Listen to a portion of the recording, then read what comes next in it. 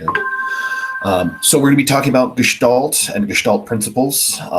As you take a look at the little banner that we've got here, Gestalt is not typed out in actual letters. The letters are, in fact, in most cases,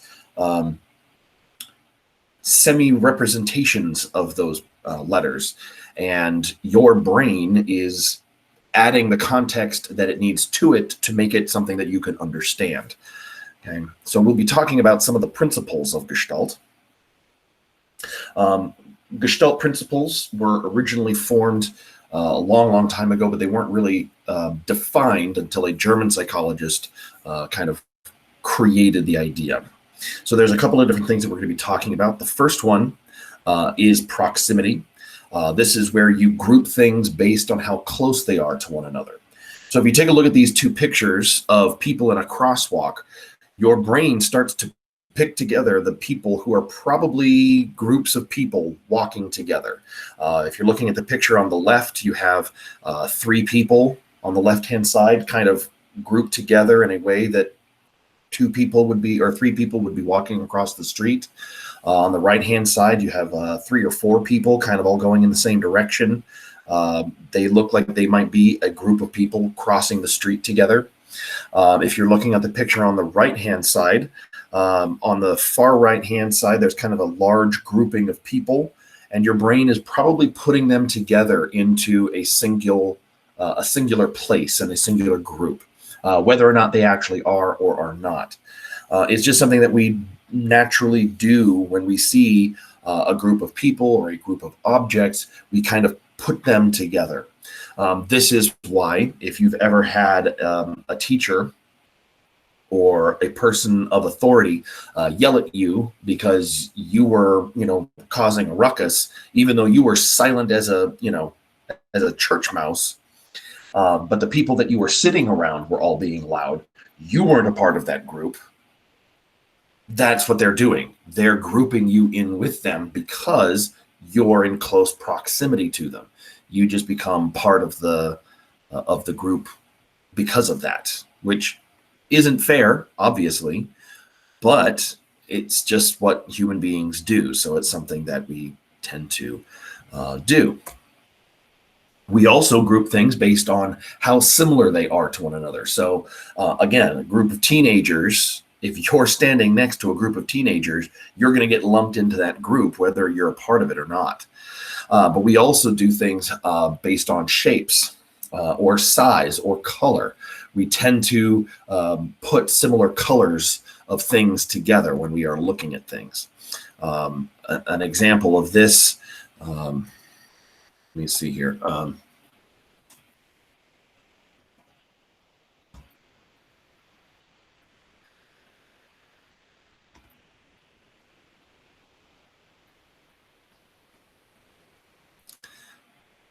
Thanks. Okay, let me just make this a little bit bigger here. Here is a picture of some Runts candies. Okay. What you're doing right now is your brain is picking out the individual flavors one at a time, because you're picking out, probably the first thing that you noticed was probably the bananas because they're big and they're yellow. The next thing you may have picked out were the sour apples, little green things. Then maybe the orange spheres, and then you've got the little cherry hearts, and then probably the last thing you picked out were the grape.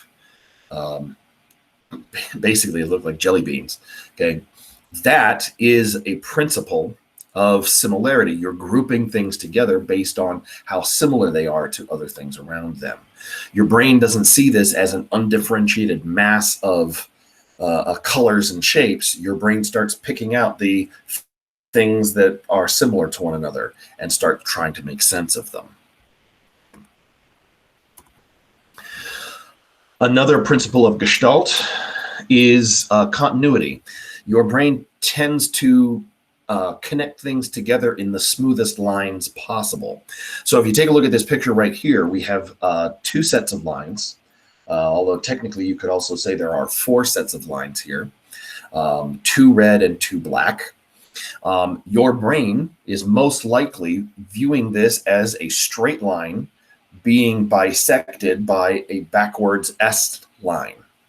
Your brain is keeping the lines as smooth as possible, even though theoretically it could go straight line, straight black line to curved black line, and curved red line to straight red line.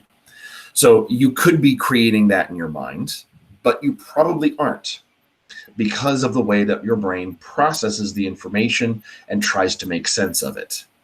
It tries to keep things as continuity or as contiguous as is humanly possible, so that it makes more sense.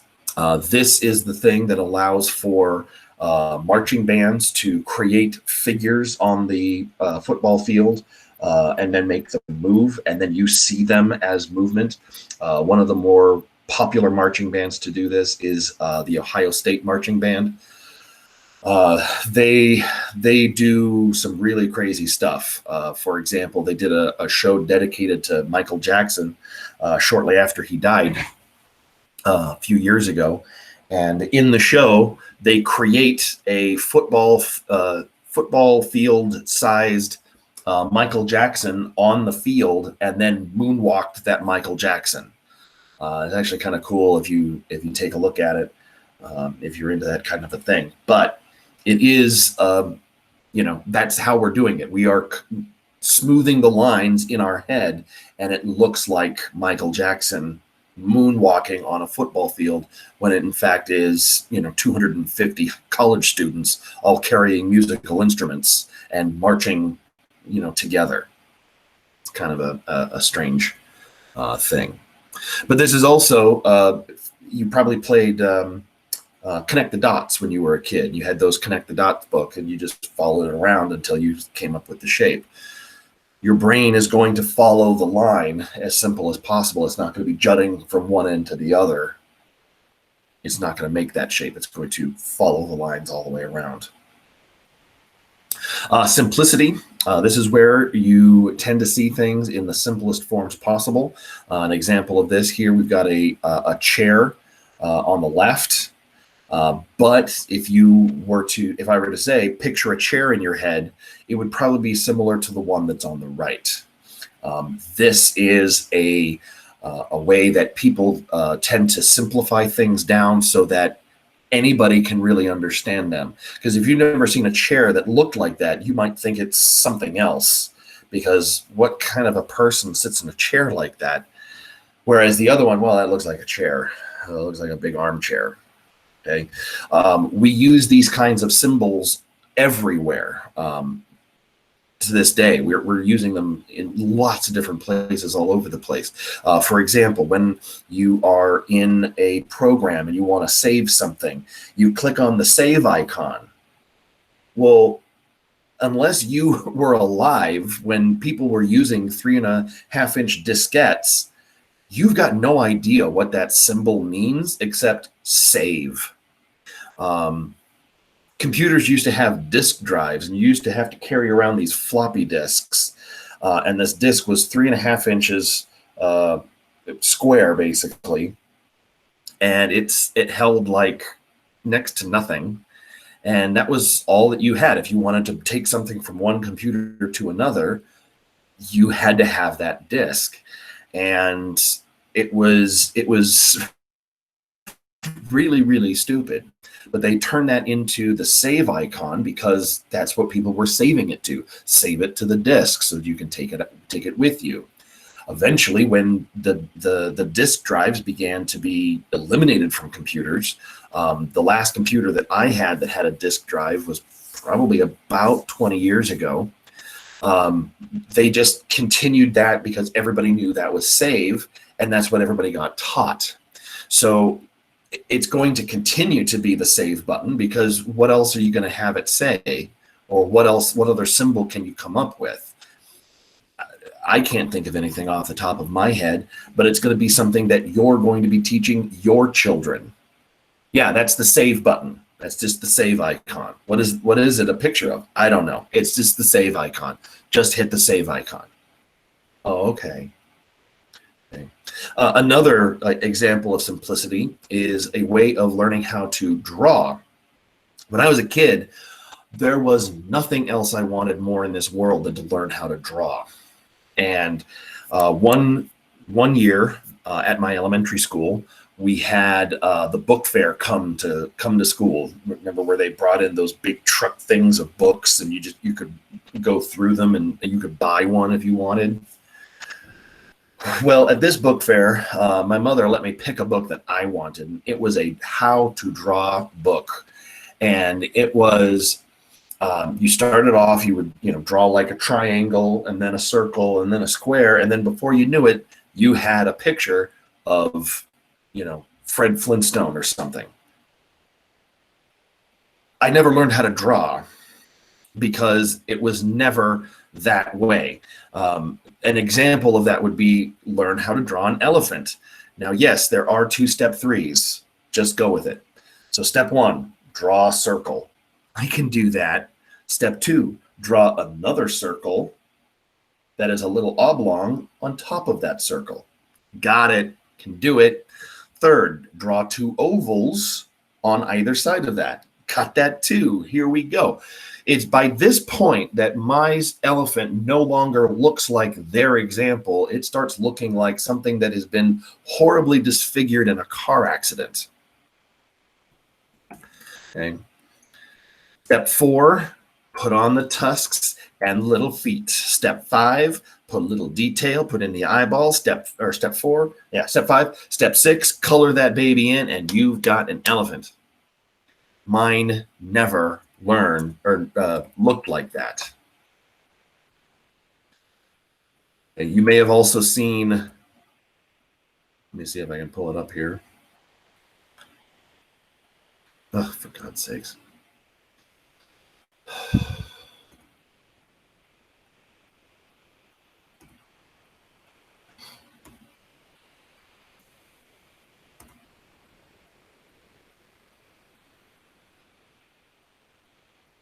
I just want to have the picture. Can I have the picture, please?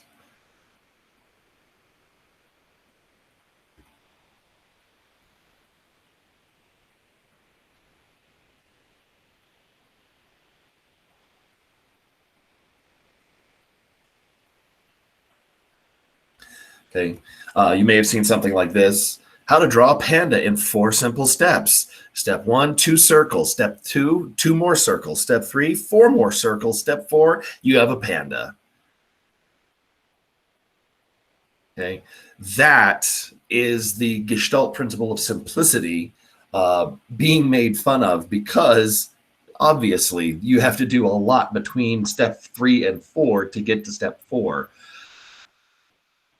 I hated that book after about 2 weeks because none of them looked any good. Yeah. It drove me absolutely insane because by about step 3, mine looked like crap. And I'm like, how the hell are you doing this? Seriously. Eventually, I just learned that if I got a light enough piece of paper, I could just trace it all the way through. And the camel that I drew looked exactly like the camel that they had in theirs. All it took was tracing. I'm not proud of that. But anyway, it is a Gestalt principle. Another example of this comes from an episode of The Simpsons.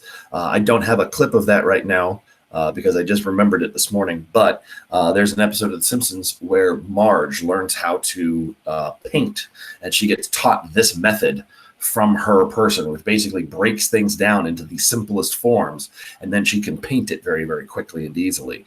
So she's practicing her painting, and Homer is trying to lose some weight, so he's jumping rope, and she, in her mind, breaks him down into a series of basic shapes and then starts painting the basic shapes. Yeah, I hate that. Never worked. I never learned how to draw. My artistic ability, as I learned later, came from photography. I can take a really good picture. But usually when I'm just kind of walking around, like, yeah, that looks nice, click, and then it's this amazing picture. I don't know how I do that. All right. The last principle of Gestalt that we're going to be talking about is closure. This is the ability to recognize shapes and figures that aren't complete. For example, if you take a look at the picture that we've got here, you might be saying, "Oh, well, it's just it's a triangle, and then there's another triangle lying on top of it." Your brain is able to fill in those gaps and finish it for you. Even though neither one of those is triangles, your brain still sees them. One is an outline of a triangle and one is a solid triangle, because the solid triangle is overlapping the broken triangle, the outline of the triangle.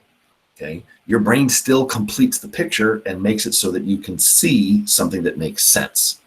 And that is the Gestalt principle of closure. Okay, so Gestalt psychology came about because of us wanting to know how we understood the world that we live in. Yeah. Hands are a pain, noses are a pain. I hate the fact that I cannot draw. I hate it, I hate it, I hate it. And I have tried, and really the only thing that I can do with any kind of, making it look somewhat good are perspective drawings, and those only get you so far, because who cares if you can draw like a cityscape in perspective? Who cares? It doesn't matter. And mostly because that's just a lot of straight lines. Yeah.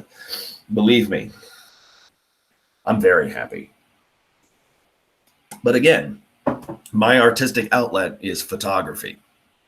So like all of the pictures that I have for backgrounds of stuff, we haven't really seen that many, but in the what's on for the week stuff, those are pictures that I've taken. I like taking pictures because it doesn't take any more effort than click. And I don't have any expensive film equipment. I don't have anything that's that fancy. I don't have like an SLR or whatever those things are. I just have my phone. I used to have a point and shoot camera. Now I just have my phone because I didn't want to have to deal with, lugging around a camera anymore. But my camera phone is pretty good. Pretty good camera. Not gonna lie. It's pretty good. It's pretty good. All right. The last little bit that I want to talk to you about is all about our depth perception. So one of the other things that we can perceive is depth. We live in a three-dimensional world, and yet our eyes, our retinas, are two-dimensional. So how do we, as human beings, determine how far away something is or how close something is? Well, there's actually a couple of ways that we do that. First is through binocular cues. Binocular means two eyes. So this one is the fact that your left eye and your right eye take slightly different pictures.